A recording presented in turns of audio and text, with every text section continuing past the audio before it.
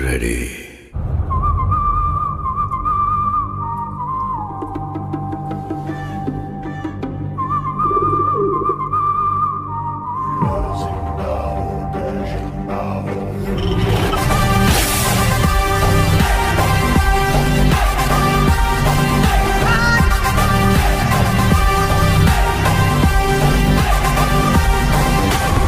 எல்லோருக்கும் வணக்கம்.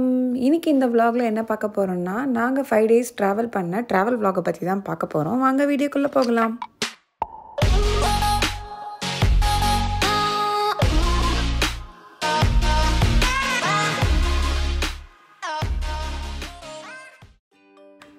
இந்த travel கொஞ்சம் லாங் travel தான். ஸோ ஃபஸ்ட்டு வந்து நமக்கு ஹியூஸ்டன்லேருந்து ஃப்ளைட்டு. ஸோ ஃப்ளைட்டு செக்இன் பண்ணிவிட்டு உள்ளே ஏறிட்டோம். ஃப்ளைட் ட்ராவல் பார்த்திங்கன்னா ஒரு 3 hours இருந்துச்சு. ஹியூஸ்டன் டு ஃபீனிக்ஸ் தான் ட்ராவல் பண்ண போகிறோம். நல்லா டீ எல்லாம் குடிச்சிட்டு வந்தாச்சு நம்ம டெஸ்டினேஷனுக்கு, ஃபீனிக்ஸ்க்கு. ஃபீனிக்ஸ் ஏர்போர்ட்டும் ரொம்ப பெருசாக இருந்தது, ஹியூஸ்டன் ஏர்போர்ட் மாதிரியே.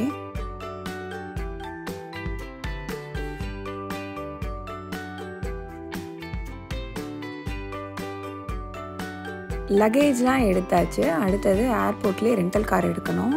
இதுக்குள்ளேயே ஏர்போர்ட்குள்ளே போகிறதுக்கே நமக்கு வந்து ஒரு ட்ரெயின் தேவைப்பட்டுச்சு, ஏன்னா டிஸ்டன்ஸ் அதிகமாக இருந்தனால.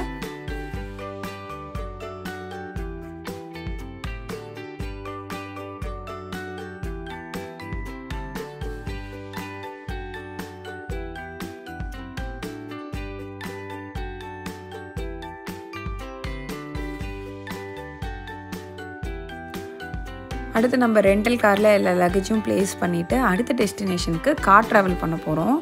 கார் ட்ராவல் பார்த்திங்கன்னா அது ஒரு கிட்டத்தட்ட ஒரு 4 to 5 hours இருந்துச்சு.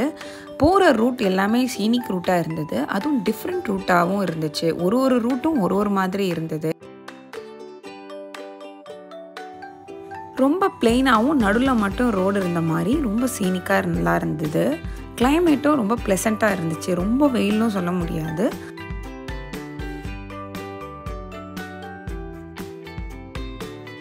நடுவில் ஒரு ரெஸ்ட் ஸ்டாப் தான் எடுத்தோம். ஸோ அதுக்கப்புறம் சீக்கிரம் நம்ம லொக்கேஷன் போயிடுவோம்னு சொல்லிட்டு நாங்கள் போயாச்சு.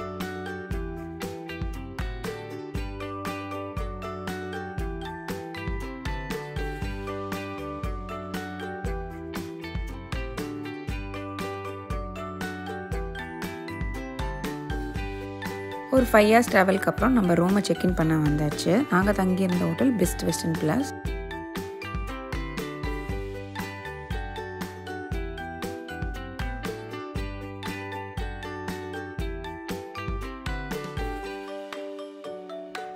ரூம் நாங்கள் எக்ஸ்பெக்ட் பண்ண மாதிரி ரொம்ப ஸ்பேஷியஸாக நல்லா இருந்துச்சு. ஸோ வந்த உடனே டக்குன்னு ஃப்ரெஷ்அப் ஆகிட்டு சாப்பிட போகலான்னு வெளியே கிளம்பிட்டோம். வெளியே ஆனால் ரொம்ப குளிராக இருந்தது. ஸோ ஸ்வெட்டர் எல்லாத்தையும் மாட்டிட்டு கிளம்பிட்டோம். காரில் போகாமல் பை வாக்கிங்லே போயிருந்தோம். அங்கே பார்க்குறப்ப நிறைய கூட்டமாக இருந்தது. பார்த்தா பலூன் ஃபெஸ்டிவல்னு அப்படின்னு சொல்லியிருந்தாங்க. ரெய்னியாக இருக்கிறனால ஈவெண்ட் கேன்சல் ஆயிடுச்சு போல். சரி நம்ம வந்த வேலையை பார்ப்போம்னு சொல்லிட்டு ஹோட்டலுக்குள்ளே போயாச்சு. சாப்பிட்டு வந்த டைட்டில் தூங்கியாச்சு. அடுத்த நாள் மார்னிங் ஹோட்டல்லே பிரேக்ஃபாஸ்ட்லாம் சாப்பிட்டுட்டு அடுத்தது பக்கத்தில் எங்கேயாவது போகலாம் அப்படின்ட்டு நாங்கள் வெளியே போயிருந்தோம்.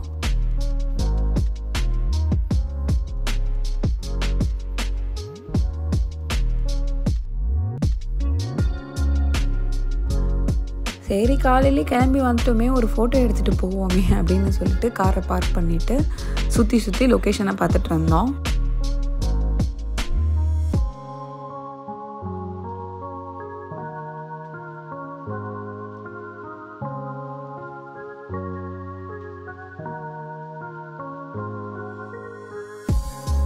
இப்போ நம்ம இருக்கிற இடம் பேஜ்னு ஒரு சிட்டியில் தான், ரொம்ப சின்ன ஊர் தான்.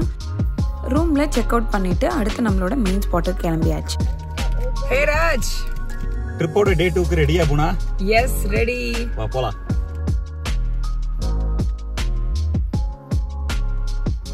அப்படின்னு நாங்கள் வந்த இடம் தான் லோவர் ஆன்டலோப் கேனியன். பொதுவாக இந்த ஆன்டலோப் கேனியனில் லோயரும் இருக்கும் அப்பரும் இருக்கும். நாங்கள் சூஸ் பண்ணது லோயர் ஆன்டலோப் கேனியன். அதுவும் நாங்கள் கிங்ஸ் டூரில் தான் போனோம். டிக்கெட்ஸ்லாம் நாங்கள் முன்னாடியே ப்ரீ புக் பண்ணிட்டோம். ஸோ அதனால் எங்களுக்கு கொடுத்த டைம் ஸ்லாட்டில் நாங்கள் வந்தாச்சு. ராஜ் ஸ்வெட்டர்லாம் போட்டு எங்கே போக போகிறோம் இப்போ? இப்போ நம்ம லோவர் ஆன்டிலோப் கேனியனோட டூர் போகிறோம். Wow super. ரெடி இன்ஃபார்ம் பண்ணி லைனில் நிற்க சொல்லிட்டாங்க. 1.5 மணி நேரம் டூர் போகலாமா? ஓகே 1.5 ஹவர்ஸா? சூப்பர். இங்கேயும் பார்த்தீங்கன்னா நம்மளோட டெம்பரேச்சர் ரொம்பவே லோவாக இருந்தது. வெறும் குளிரை மட்டும் தான் செஞ்சது. எல்லாருமே ஜாக்கெட் தான் போட்டிருந்தாங்க. பர்டிகுலர் குரூப்பை மட்டும் அசைன் பண்ணிவிட்டு அதுக்கு ஒருத்தவங்க கைடன்ஸ் இருந்தாங்க. செம்ம குளிர். ஒரு 10 மினிட்ஸ் கிட்ட வாக் இருந்துச்சு. ஸோ அந்த வாக்கை கம்ப்ளீட் பண்ணவங்க தான் நம்மளோட லோவர் ஆன்டிலோப் கேனியனுக்குள்ளே நம்ம என்ட்ராக போகிறோம். அங்கே வந்து ஸ்ட்ரிக்ட்லி வீடியோ நாட் அலவுட்னு சொல்லிட்டாங்க. யாரும் வீடியோ எடுக்கக்கூடாதுன்னு சொல்லிட்டாங்க.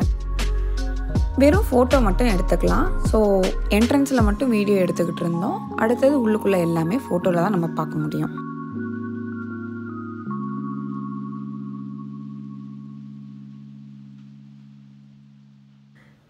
என்ட்ரன்ஸில் மட்டும்தான் வீடியோ எடுக்க முடிஞ்சுது. அதுவும் நமக்கு டூர் பார்த்திங்கன்னா 1.5 ஹவர்ஸ் இருந்தது. அந்த 1.5 மணி நேரமும் உள்ளுக்குள்ளே பார்த்த எல்லா இடமும் அப்படியே வால்பேப்பர் மாதிரி தான் இருந்துச்சு. என் லைஃப் டைமில் ஃபஸ்ட் டைம் இந்த மாதிரி ஒரு ஐகானிக் பிளேஸை பார்த்ததில் ரொம்ப சந்தோஷமாக இருந்துச்சு. ஸோ டூர் முடிச்சாச்சு. ஸோ இவர் பண்ண ஷோவையும் பார்த்துட்டு அடுத்து நாங்கள் கிளம்பியாச்சு. ஆஃப்டர்நூன் வந்துருச்சு. ஸோ லஞ்ச் சாப்பிட்டுட்டு அப்படியே அடுத்த ஸ்பாட்டுக்கு போகலான்னு லஞ்ச் சாப்பிட வந்துட்டோம்.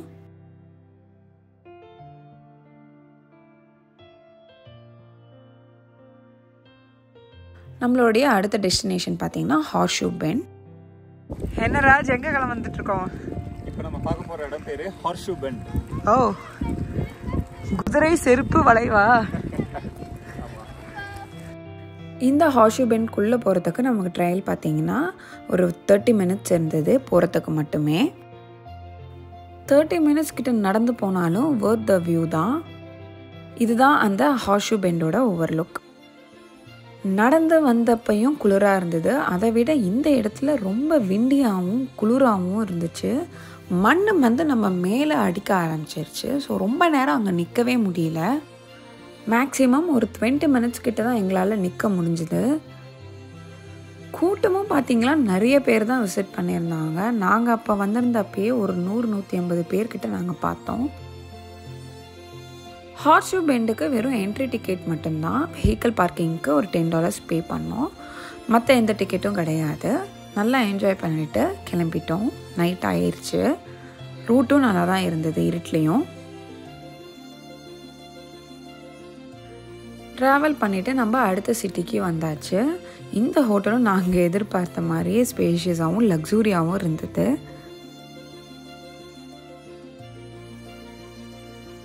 இதுதான் பார்த்திங்கன்னா நம்மளுடைய மார்னிங் வியூவும் அழகாக இருந்தது. எந்திரிச்ச உடனே மார்னிங் பிரேக்ஃபாஸ்ட் ஹோட்டலில் சாப்பிட்டுட்டு ரூமை செக்இன் பண்ணிவிட்டு அடுத்த டெஸ்டினேஷனுக்கு கிளம்பிட்டோம்.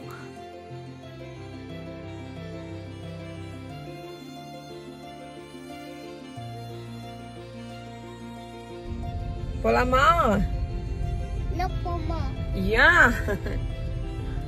நாங்கள் போகிற டெஸ்டினேஷன் எவ்வளோ அழகாக இருந்ததோ அதே மாதிரியே நாங்கள் போன ரூட்டுமே ரொம்ப ப்ளசண்ட்டாக இருந்துச்சு. அப்படியே போகிற ரூட்டில் கண்டுபிடிச்ச ஸ்பாட் தான் இந்த ஸ்பாட். சாண்ட் டியூன் கேவ் கனாபுங்கிற ஒரு டவுனில் இருக்குது. அப்படி என்ன தான் இந்த கேவில் இருக்குது பார்ப்போன்னு சொல்லிட்டு நடக்க ஆரம்பித்ததான் ஒரு 40 to 50 மினிட்ஸ் நடந்தோம். நடந்த அப்புறம் தான் தெரியுது இந்த மலை மேலே ஏறணும் அப்படின்னு.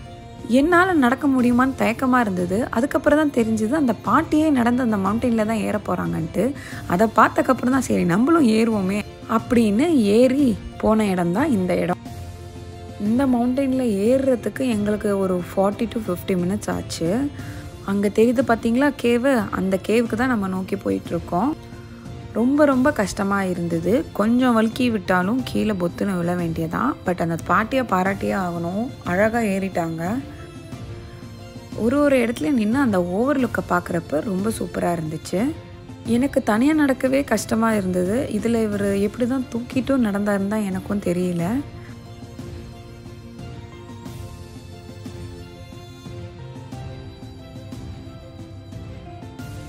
இவ்வளோ கஷ்டப்பட்டு ஏறி வந்தாலும் எங்களுக்கு அந்த வியூ வந்து ரொம்ப சாட்டிஸ்ஃபைடாக இருந்தது. அவ்வளோ ப்ளசண்ட்டாக இருந்துச்சு பார்க்குறதுக்கு. உள்ளே கொகை மாதிரி போச்சு. கீழே பார்த்தீங்கன்னா மண் ரொம்ப நைஸாக இருந்தது.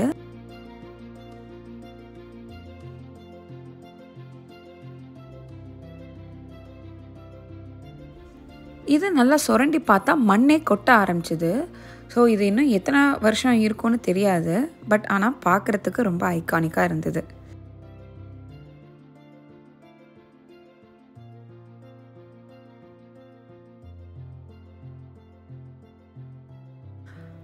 அங்கே கீழே இருந்து நடந்து வராங்க பார்த்தீங்களா, அந்த மாதிரி தான் நம்மளும் நடந்து வந்தது. உள்ளே போக போக வந்துக்கிட்டே இருந்தது. பட் ஒரு இடத்துக்கு மேலே பார்த்தா ரொம்ப இருட்டாக இருந்துச்சு. ஸோ ரொம்ப உள்ளே போகலை, வெளியே மட்டும் வெளிச்சமாக இருக்கிற இடத்துல பார்த்துட்டு கிளம்பிட்டோம்.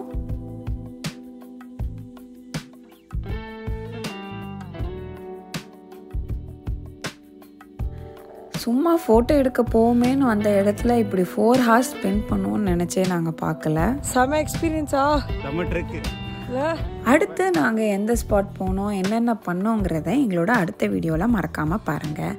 தேங்க்ஸ் ஃபார் வாட்சிங் அவர் வீடியோ. டாடா பாய்.